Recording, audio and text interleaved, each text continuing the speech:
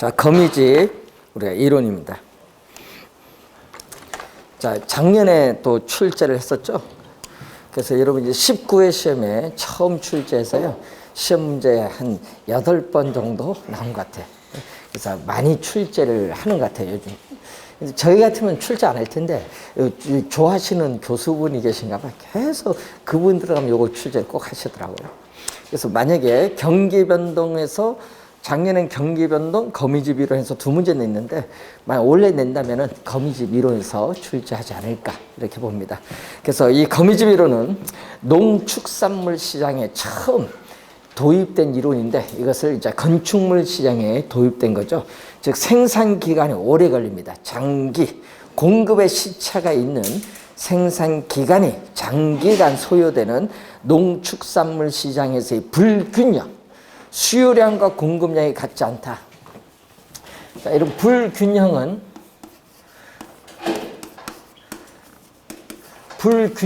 수요량과 공급량이 같지 않다. 이 불균형 상태를 뭘로? 수요량과 공급량이 같은 무슨 상태?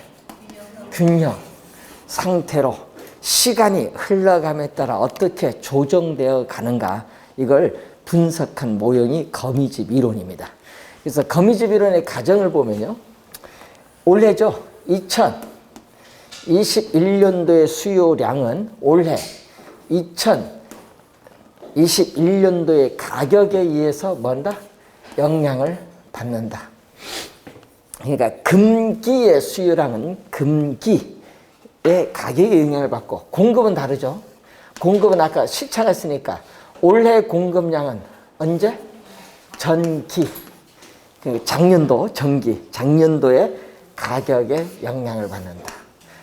왜? 공급의 뭐 때문에? 시차로 인해서 그렇다.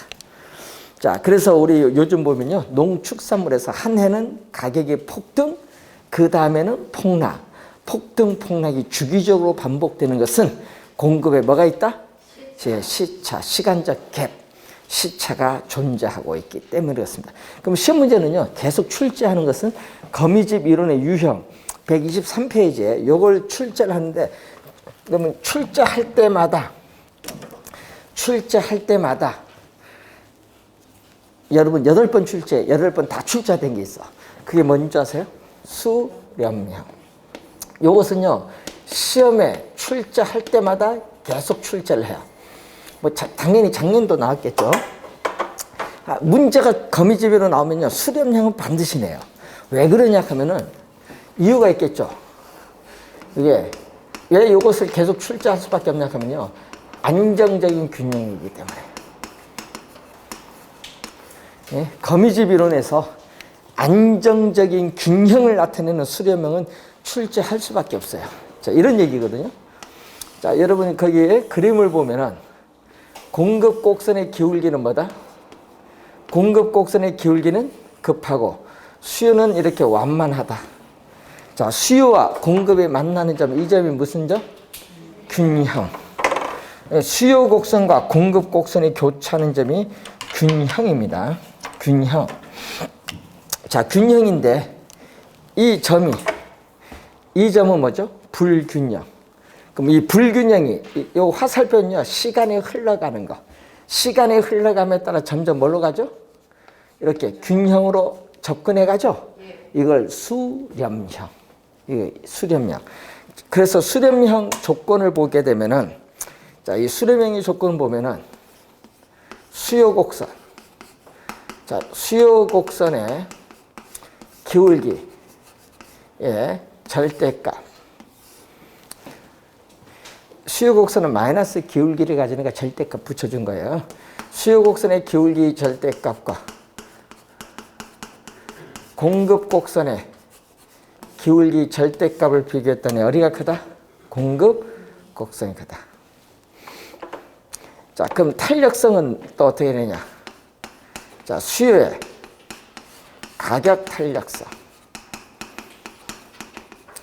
수요의 가격 탄력성, 그리고 공급의 가격 탄력성을 비교하면 어떻게 돼요? 기울기와 탄력성은 서로 역관계 있어요. 역관계. 수요가 완만하니까 탄력적, 1보다 큰가. 공급은 기울기 급하니까 비탄력적 0과 1 사이는 값. 어디가 크다? 여기가 크죠. 기울기와 탄력성은 역관계니까 부동방향 바뀌어야 돼. 그래서 암기를 할 때는요. 이렇게 암기하면 돼. 수요가 탄력적이면 공급은 상대적으로 비탄력적. 수요가 탄력적일 때 무슨 형태? 수렴형. 수탄수로 암기해 두시면 돼요. 수요가 탄력적일 때는 수렴형 형태. 자, 요 반대가 뭐죠? 반대가 발산형. 그럼 요거 있죠? 조건에 반대로 가면 돼요. 이런 형태. 발산은 수요 곡선이 기울기 급하고 공급 곡선은 완만한 형태. 그래서 이렇게 점점 이렇게 밖으로 계속 이렇게 빠져나가는 거. 이것을 발산형, 수렴형의 반대인데 공급이 뭐다? 이거는 공급이 탄력적일 때는 수요는 비탄력적. 공급이 탄력적일 때마다 발산형. 그래서 암기는 수탄수 공탄발 이렇게 암기해 두시면은 훨씬 우리 쉽게 이해가 될 거예요. 순환은 그 교재 보니까 기울기가 뭐다? 똑같다. 수요 곡선의 기울기 절대값과 공급 곡선의 기울기 절대값이 같으면 이런 형태. 자, 시간이 흘러감에 따라 점점 이렇게 되는 거. 이런 것을 순환형. 수요 곡선의 기울기 절대값과 공급 곡선의 기울기 절대값이 서로 뭐 할 때? 같을 때. 그러니까 뭐만 암기하면 돼? 요것만 암기하면 되지. 수렴형만. 수렴형만 암기하면은 이제 되는 내용입니다. 자, 시험 문제 우리가 최근에 계속 출제가 되고 있는 부분입니다. 자, 여러분 교재 126조 가면은 부동산 시장이 나오죠. 자, 이 부동산에 있어서 사고자 하는 수요와 팔고자 하는 공급이 만나서 가격이 결정되는 장소가 부동산 시장입니다. 그래서 이 부동산 시장은 부동산의 양, 질, 이 양, 질 등 우리가 유사한 부동산에 대해서 그 가격이 균등해지는 경향이 있는 지리적 구역을 부동산 시장이라고 한다. 위에서 세 번째에 나와 있습니다. 자, 127페이지 보시면은 부동산 시장의 기능이 나오죠.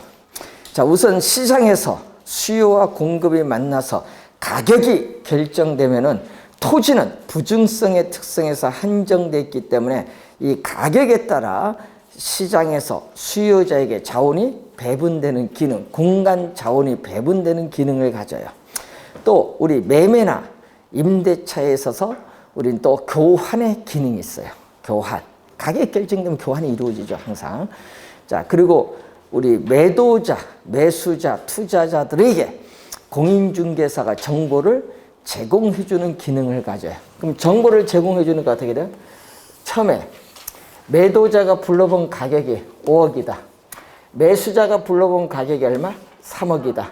그럼 가격 격차가 크니까 거래가 안 이루어져. 호가 차이가 심하니까. 그 누가 개입한다? 공인중개사가 개입하면 시간이 흘러감에 따라 매도자가 제안한 가격은 점점 이렇게 하락을 해요. 또 매수자가 제안한 가격은 점점 뭐 어떻게 돼? 상승을 해요. 격차가 점점 줄어들어요. 그러다가 어떻게 돼? 이 정도 시간이 흘러왔더니 매도자가 더 이상 양보할 수 없는 하한 가격, 매수자가 더 이상 양보할 수 없는 상한 가격이 여기서 뭐를? 충돌을 일으켜요. 그래서 어디서? 이렇게 가격이 여기서 형성되면서 교환이 이루어져.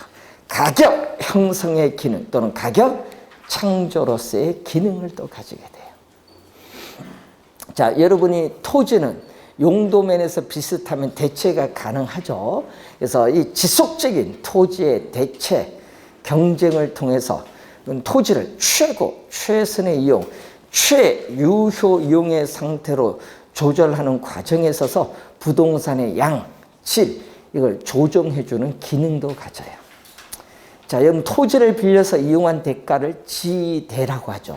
그래서 이 경제 주체에 서서 이 지대를 지불할 수 있는 능력에 따라 도심에서 외곽으로 갈수록 상업용, 주거용, 공업용의 순으로 토지 이용의 형태가 나타나거든요. 그래서 토지 이용에서의 유형을 결정하는 또 기능을 또 가지고 있어요. 자, 최근의 시험은요, 뭐를 출제해요? 최근의 시험 요걸 출제하거든요.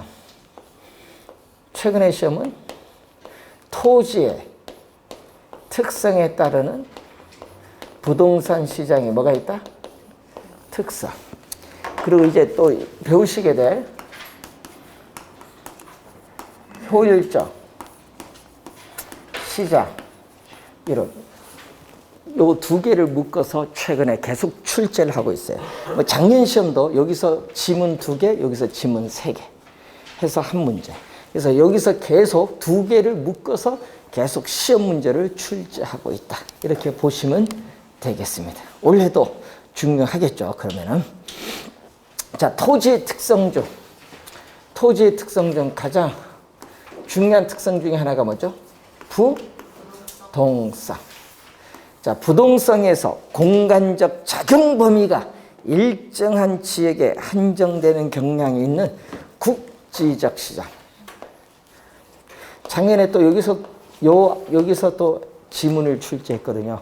국지적 지역 시장을 띄워줘.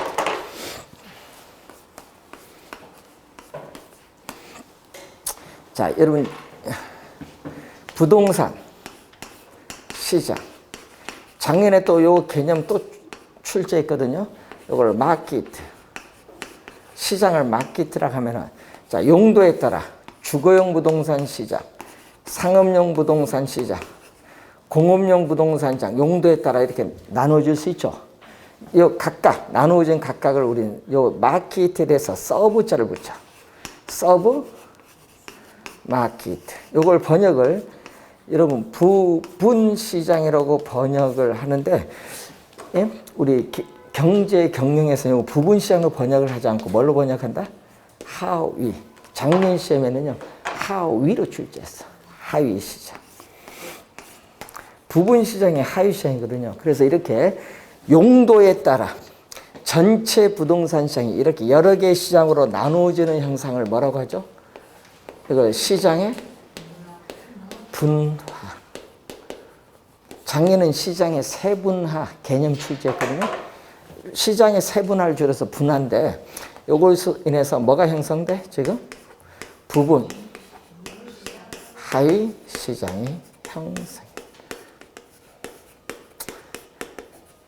그래서 작년 요거 출제했잖아요. 또 부동산에 있어서 용도나 형태에 따라서 이렇게 부분 시장으로 구성을 하게 돼요. 자, 여러분 우리 부동산 시장을 이번은 주거용, 상업용, 공업용이 아니라 자, 이렇게 또 나눌 수 있거든요. 자, 부동산 시장을 매매 시장과 임대차 시장 나눌 때, 임대차 시장에서 전세 수요는 많은데 공급은 적죠. 불균형. 그래서 경우에 따라서는 부분 시장별로 시장의 불균형을 초래할 수도 있다. 이게 29회 시험에 또 출제된 지문. 경우에 따라서는 이제 시장의 불균형을 초래할 수도 있다. 자, 여러분 129페이지 중간에 나와 있어요.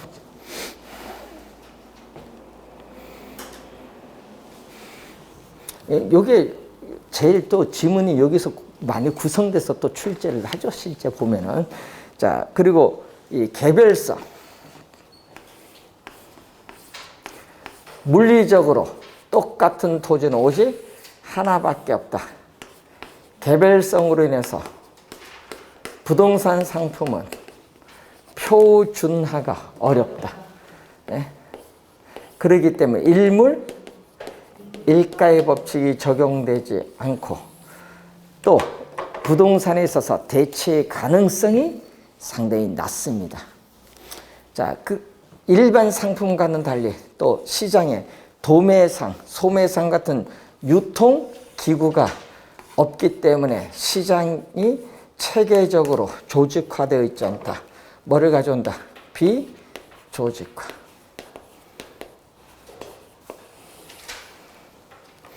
비조직화를 가져보죠.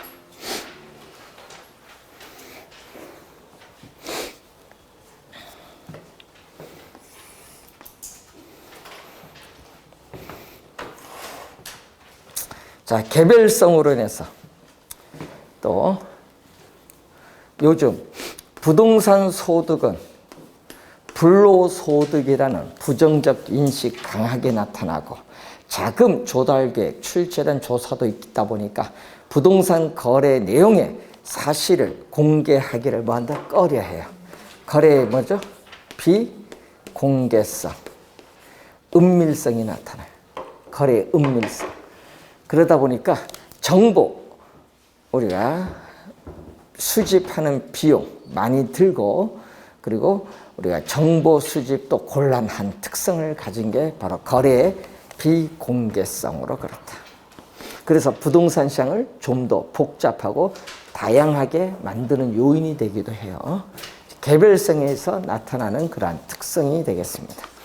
자, 그리고 또 부동산 시장은 일반 상품과는 달리 또 가격이 비싸요.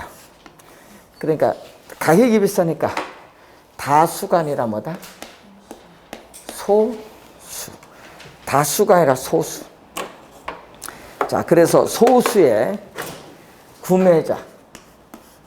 그러니까 높은 부동산 가격을 지불할 수 있는 능력을 가진 사람만이 시장에 참여를 해요. 그래서 시장에 진입을 하는 수요자와 판매자의 수를 상대적으로 뭐 한다? 제한을 하기 때문에 부동산 시장을 불안전하게 만드는 요인이 되기도 하죠. 그러다 보니까 금융기관에서 돈을 잘 빌려야 돼. 가격이 비싸니까. 요즘 금융에서 돈을 못 빌리면 부동산 살 수가 없잖아요. 그래서 자금의 뭐와 유용성.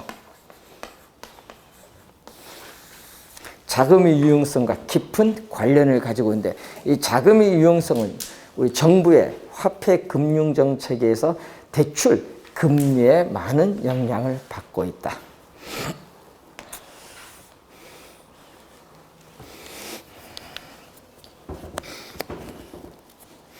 자, 그리고 가격이 비싸다니까. 작년에 여기서 출제했었죠. 매매 기간에 장기. 여러분, 매수자 입장에서는 부동산을 구매하는 자금 모으는 데 시간이 오래 걸리고, 매도자 입장에서는 부동산을 원하는 가격으로 판매함으로써 현금화하는 데 걸리는 시간을 황금성인데, 황금성 면에서 곤란을 가지기 때문에 단기간에 거래가 이루어지기 쉽다, 어렵다? 작년 여기서 출제. 여러분, 작년에 이렇게 냈거든요. 작년 시험에 공매로 딱 출제했어. 공매 해석이 안 될까 싶어서 우리 그 출제원이 여러분 해석을 못할까 싶어서요. 관련해 영어로 적어줬어. 롱 포지션, 뭐 숏 포지션 이런 얘기를 많이 하죠. 주식 선물할 때. 롱 포지션, 숏 포지션, 숏 짧은, 셀링 파는 거잖아요. 짧은 시간, 단기간에 뭔다? 거래가 이루어진다. 이게 쉽다, 어렵다? 어렵다. 근데 장기에 공매가, 부동산 시장의 공매가 빈번하게 발생한다? 단기간에 거래가 빈번하게 발생한다? 아니죠. 장애 그 지문이 정답. 공매가 어렵지.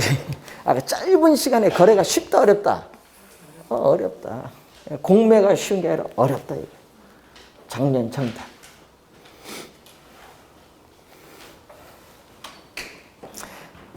그리고 또 부동산은 여러분 일반 상품과는 달리 또 뭐가 있어요?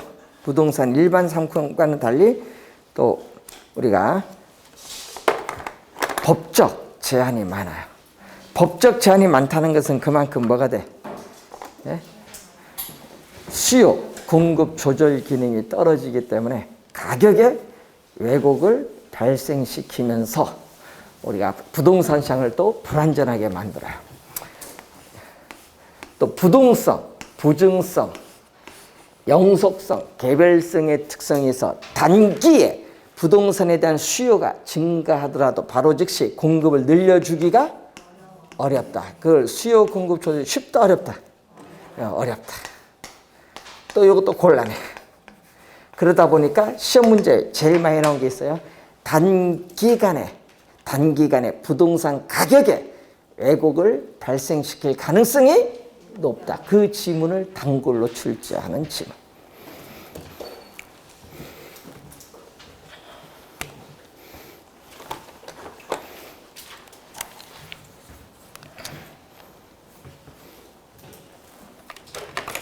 자, 여러분 교재 131쪽으로 갑니다. 자, 131쪽으로 가면은 효율적 시장인데, 자, 이 효율적 시장은 이 주식 시장에서 처음으로 나타난 이론이에요. 1968년도 파마란 학자에서 나타났거든요. 그래서 여러분 주식 시장에서 새로운 정보가 유입이 됐어요. 새로운 정보가 유입이 됐을 때, 새로운 정보가 들어왔어요. 즉각적으로 주식 가격에 반영되는 시장을 뭐라고 한다? 우리는 효율적 시장이다. 이걸 부동산 시장에 우리가 도입을 했을 때 부동산 시장에서는 뭐죠? 신도시를 개발한다는 정부가 발표를 하면요. 발표된 그 지역에 토지 가격이 급등하는 현상이 나타나요. 이런 시장을 효율적 시장이라고 해요.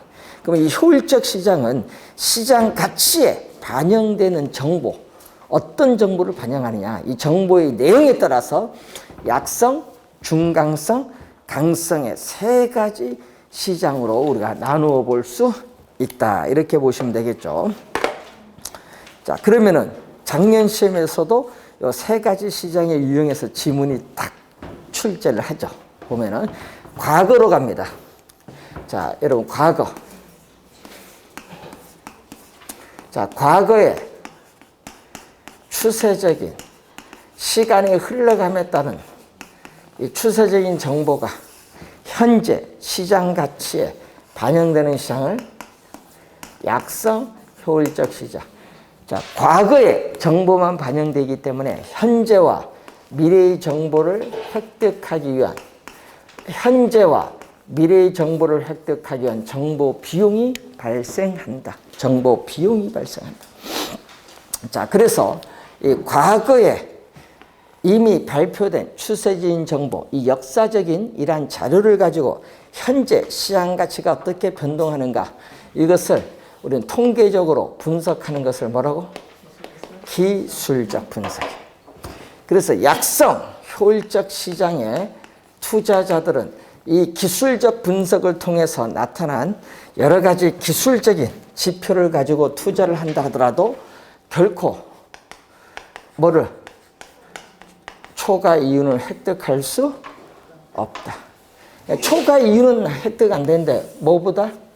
남보다 더 무슨 정보? 우수한 정보. 그러니까 남보다 더 우수한 정보, 현재와 미래의 정보야. 자, 여러분 현재와 미래의 정보, 남보다 더 우수한 정보를 이용해서 투자를 하면,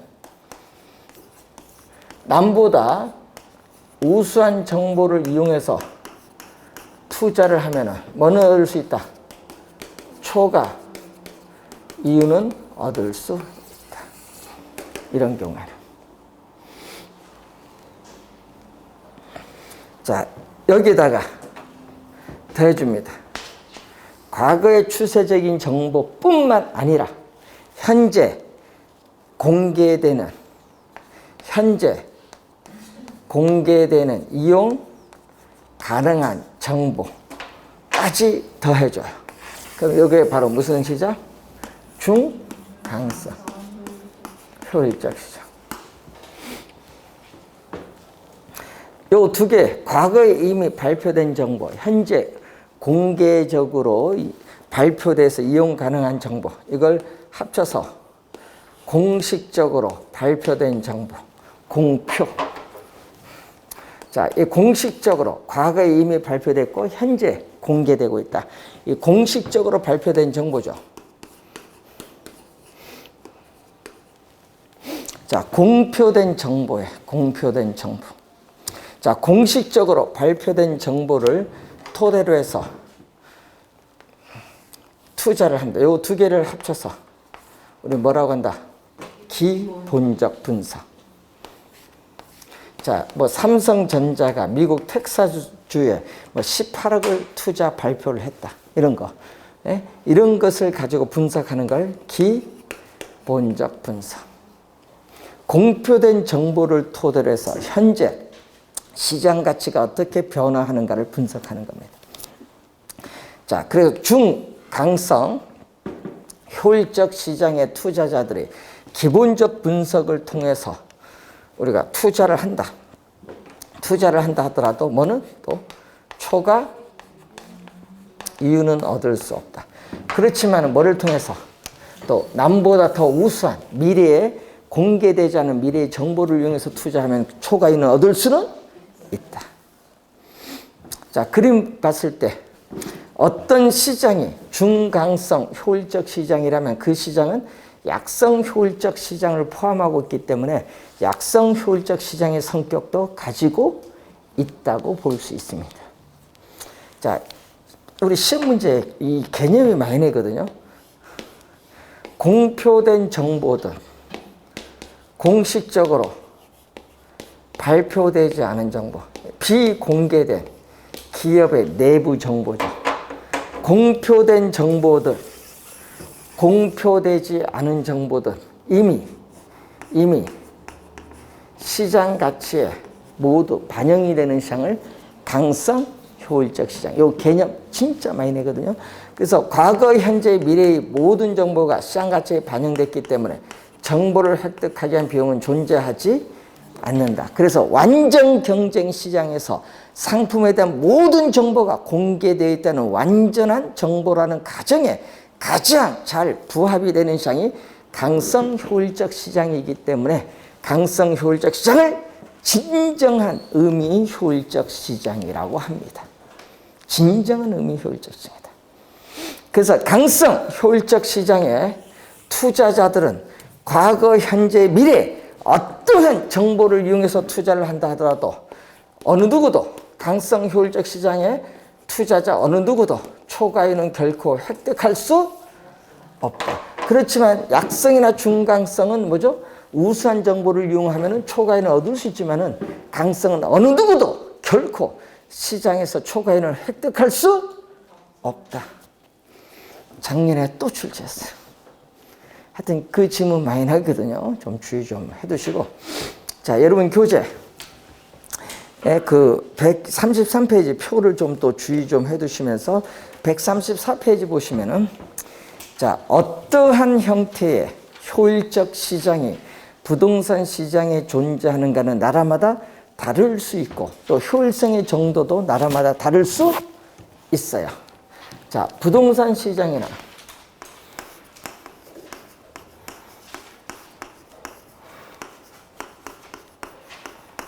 부동산 시장이나 주식 시장이나 외환 시장은 현재 공개되는 정보까지 반영되는 무슨 시장? 중강성까지의 시장이지 공표되지 않은 미래의 정보까지 반영되는 강성의 효율적 시장은 나타나지 않는다. 중강성까지 현재 공개되는 정보까지 반영되는 중강성까지의 시장이다. 자, 134페이지에 할당 효율성인데 여러분 할당은 배분이거든요. 할당적 효율성이라는 것은 말 그대로 시장에서 자원이 효율적으로 배분이 이루어지는 시장이다. 그러니까 시장에서 자원이 효율적으로 배분이 이루어지는 시장인데 완전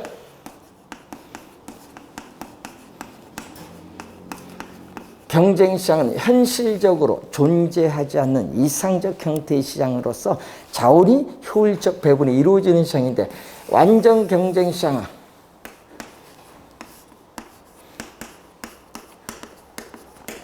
이런 포함 관계가 있어요. 그래서 완전 경쟁 시장은 할당 효율적 시장이다 하면 맞는 지문인데 역은 성립 안 합니다. 할당 효율적 시장은 완전 경쟁 시장이다 하면 틀려요. 왜?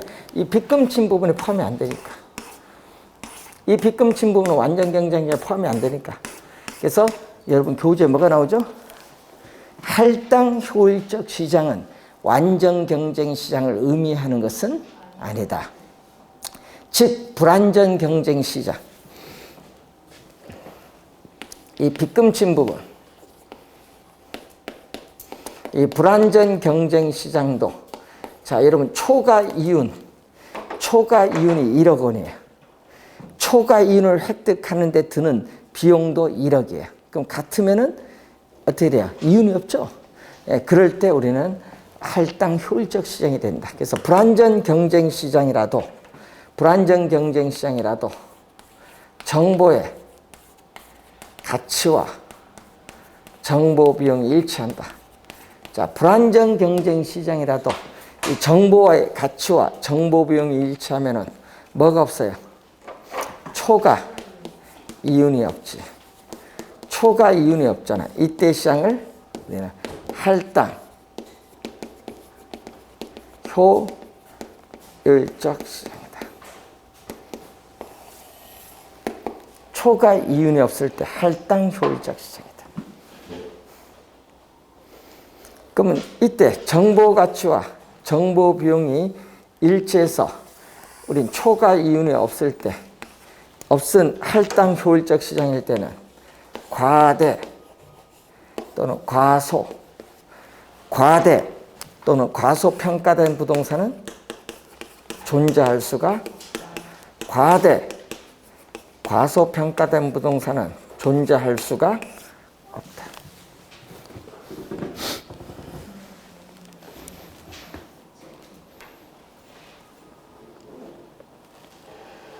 자, 독점은 기업의 하나입니다. 이 독점 시장에서도 독점을 획득하기 위한 기회비용이 시장에 참여하는 모든 투자자에게 똑같다, 동일하다면은 할당 효율적 시장이 이것도 될 수 있어요. 그런 경우에는 자원이 효율적으로 배분이 이루어진 시장이 될 수 있다.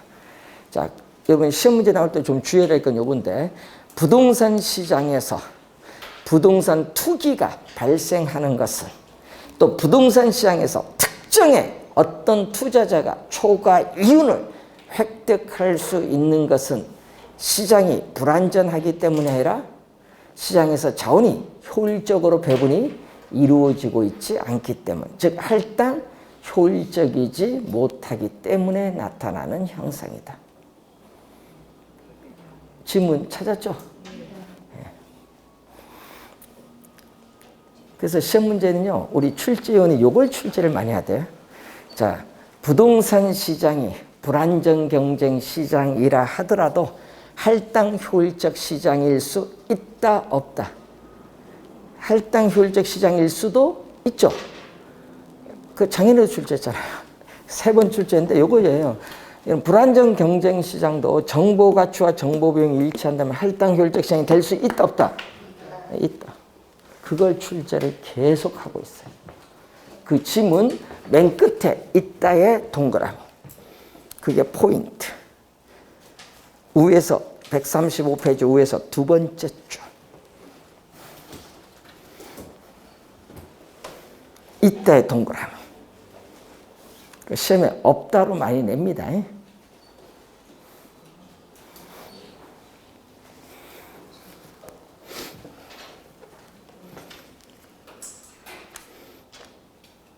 자, 25회 시험과 29회 최근에 원래 32회거든요. 원래 시험은 몇 회?